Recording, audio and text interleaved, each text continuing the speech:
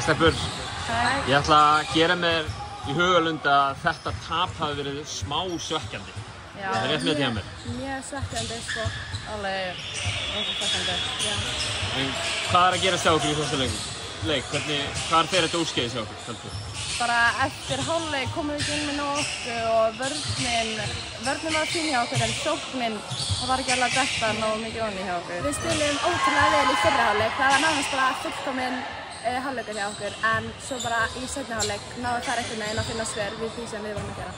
Talandi orku, ég meina það var náttúrulega bara sjáanlegur munur á þessum tveimur liðum. Þær eru töluvert svona stærri, þyngri og sterkari. Þið þurftu að spila á ykkar styrkleika. Ykkur tókst það lengst af í leiknum. Þannig að það er nú alveg eitthvað svona jákvæð sem þið getið tekið út úr þessu, ekki? Já, það var mikið hægt að læra af þessum leik. Já, bara mjög mikið jákvæð sem hægt að taka úr þessum leik og bara mikil bæting frá seinasta leik líka.